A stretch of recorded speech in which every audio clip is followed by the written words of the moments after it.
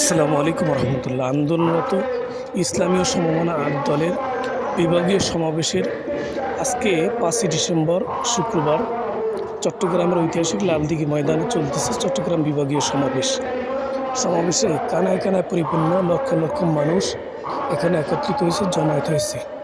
আজকের চট্টগ্রাম বিভাগীয় সমাবেশে গুরুত্বপূর্ণ বক্তব্য রাখবেন ইসলামী আন্দোলন বাংলাদেশের সিনিয়র নায়েবে আমির আল্লামা মুফতি সৈয়দ মোহাম্মদ ফয়জুল করিম শাহীকে চরমনে হাফিজুল্লাহ।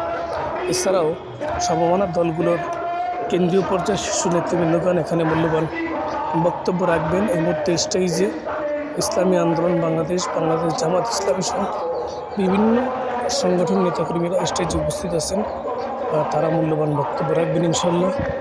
ইসলাম দেশ এবং মানবতার পক্ষে আগামী জাতীয় সংসদ নির্বাচনে ইসলামের পক্ষে, মানবতার পক্ষে, দেশের পক্ষে একটি বাক্স থাকবে ইনশাআল্লাহ। বিভাগীয় সমাবেশগুলো নতুন নতুন ইতিহাস সৃষ্টি করছে, লোকে লোকারণ্য হচ্ছে। বরিশাল বিভাগ থেকে শুরু হওয়ার পরে এই মুহূর্তে যতগুলো বিভাগীয় সমাবেশ চলতেছে সবগুলোতেই মানুষের উপচে পড়া ভিড় লক্ষ্য করা যাইতেছে, যেখানে লক্ষ লক্ষ মানুষ তাদের দাবিগুলো নিয়ে একত্রিত হচ্ছে।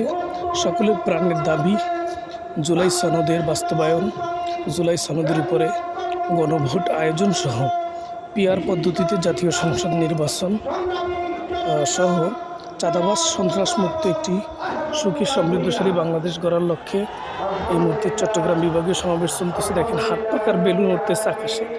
আমাদের চট্টগ্রামের যিনি প্রার্থী আলহাজ জান্নাতুল ইসলাম, তার ছবি সংবলিত হাত পাখার লোগো দ্বারা সেটি আকাশে কত সুন্দরভাবে চমৎকারভাবে উঠতেছে।